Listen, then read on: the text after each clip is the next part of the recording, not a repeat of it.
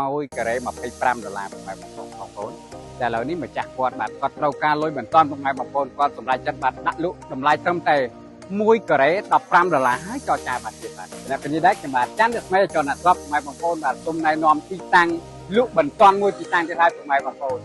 ទីតាំងដីមួយកន្លែងនេះពុកម៉ែបងប្អូននៅស្ថិតនៅក្នុងភូមិតាណន់ភូមិតាពាំងស្ងាយស្រុកឈូកខេត្តកំពតតែម្ដងពុកម៉ែបងប្អូនហើយជាពិសេសបាទជាពិសេសតែម្ដងពុកម៉ែបងប្អូនសម្រាប់ទីតាំងនេះបាទពីមុនម្ចាស់គាត់ដាក់លក់1ការ៉េ$25ពុកម៉ែបងប្អូនតែឥឡូវនេះបាទ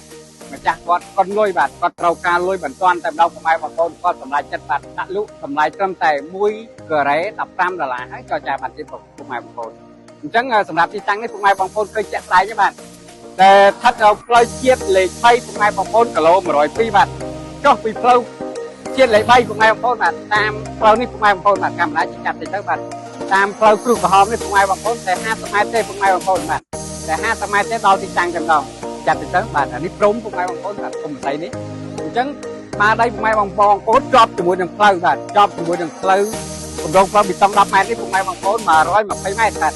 120ម៉ែត្រទំហំ1ហាត់10A តែម្ដងពុកម៉ែបងប្អូនអញ្ចឹងមកពុកម៉ែបងប្អូនបាទដែលមានបំណងចង់បានទីតាំងដីបាទ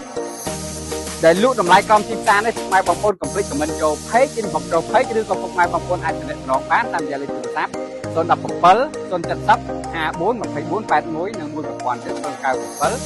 514ក្រែ1បាទចាំងនេះពុកម៉ែបងប្អូនបាទមានចំណូលស្រាប់បាទ$50តែម្ដងពុកម៉ែបងប្អូនអញ្ចឹងមកពុកម៉ែបងប្អូនបាទបើមានបំណងចង់បានទីតាំងនេះបាទកុំភ្លេចទំនាក់ទំនងមកឥឡូវនេះបាទ